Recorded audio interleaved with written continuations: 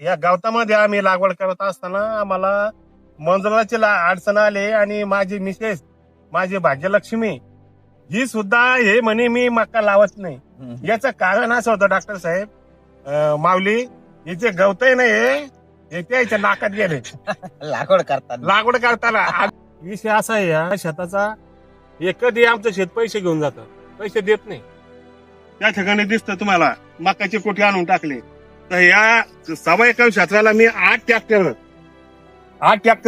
याच्यामध्ये टाकणार आहे बरोबर. आणि याच्यावर ठिबक करणार आहे.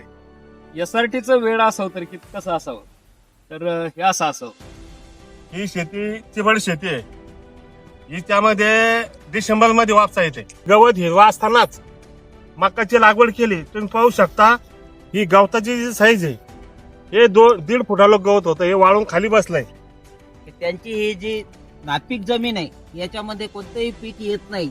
या चिबाड जमिनीमध्ये सरपंच साहेबांनी गेल्या 15-20 दिवसापूर्वी तणनाशकाचा या ठिकाणी वापर करून जे तण उगून आलेलं होतं ते जाळून टाकलेलं आहे.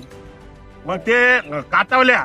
ही कोणती शेती आहे, कोणती सरपंच, तुम्हाला कोणा सरपंच केलं म्हणे बा की या गवतात तुम्ही मका लावून राहिले आम्हाला मजबुरीनं. म्हणलं तुम्ही 500 नाही 600 रुपये घ्या पण लावाच म्हणलं. आपण आता हे सारखी शेती करूच लागलो तर हे गवतात बी एकदा करून दाखवा. पूर्ण अर्ध्या गावची लोक इथून जातात, म्हणजे वाटावर शेती आहे.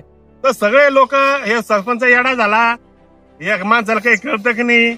आणि ते आमच्या त्या वाजदार नाही होत्या 2-3 एक वाजदार त्याला पिचकून द्यायचा. अरे तुम्ही काय पागल झाले, पण त्या माणसाचं ऐकून राहिले, त्या गावतात लावून राहिले. पण ते ना म्हणलं बाबा तुम्हाला विनंती, मला हे प्रयोग करायचा आहे तर एवढं लावा म्हणलं तुम्ही. माझ्या बायकोला विनंती केली, ती बी तापा जाणार संध्याकाळी. पण म्हणलं बाई ऐक आता करू दे म्हणलं. गणेश भाऊंनी त्यांचं जे पडीक क्षेत्र आहे त्या पडीक क्षेत्रावर मका पिकाची लागवड इथं करून उत्कृष्ट असं उदाहरण इथं तयार झालेलं आहे. आम्ही आता इकडे आलोय आणि अक्षरशः बघतोय तर खरी एसआरटी काय असते, तर खरी एसआरटी हीच असते बाप.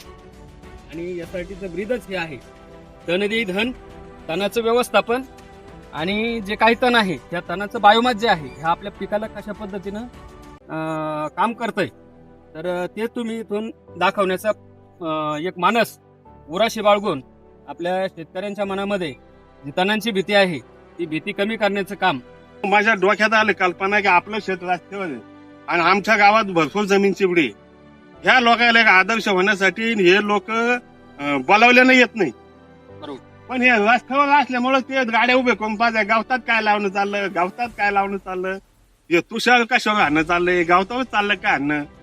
पण ते काही लोकांना येऊन पाहिलं आणि ते बावळे झाले. ते कसे नाही खरं आहे, आता खरं म्हणायला लागले. तर मला मी माझ्या वतीनं आणि एसआरटी धारक ह्या नात्यानं आणि सरपंच या नात्यानं आणि आपले गाव सुधराव हे माझी तळमळ असल्यामुळं माझ्या आणि पुन्हा हे याचे कलियुगातले तुकाराम महाराज असं भडसवळे दादा, जोशी साहेब आणि चिपळूणकर दादा आणि मी ह्या व्हिडिओच्या माध्यमातून भडसवळे दादाला आणि चिपळूणकर दादाला माझ्या गावकऱ्याच्या वतीनं आणि आमच्या गावच्या एसआरटी धारकाच्या वतीनं निमंत्रण देतो. आणि एक वेळस या आमच्या चिबड शेतीला आणि गवता शेतीला भेट द्याव आणि मातृभूमीला आमची पावन कराव अशी मी दादाला विनंती करतो.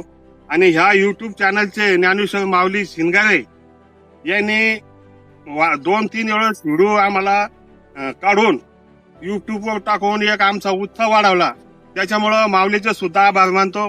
आणि दुसरे आभार डॉक्टर साहेबांचे मानतो की त्यांनी स्वतः त्याची मक्का एसआरटी पद्धतीनं 2 दाण्यावर लावून चांगलं उत्पन्न कसं येईल असं दाखवलं. मी स्वतः 2-3 वेळेस त्या ठिकाणी गेलो आणि त्याच्यामुळं हे मला मक्का लावता आली, नाही तर मला मक्का लावता आली नसती. डॉक्टर साहेबांचं पाहिलं म्हणून.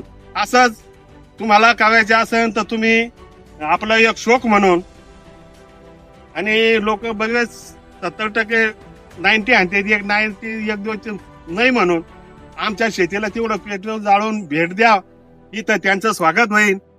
आणि तुम्ही 2 जण दिवस घातला त्याच्याबद्दल मी सरपंच या नात्यानं SRT धारक ह्या नात्यानं आपले आभार मानतो आणि थांबतो.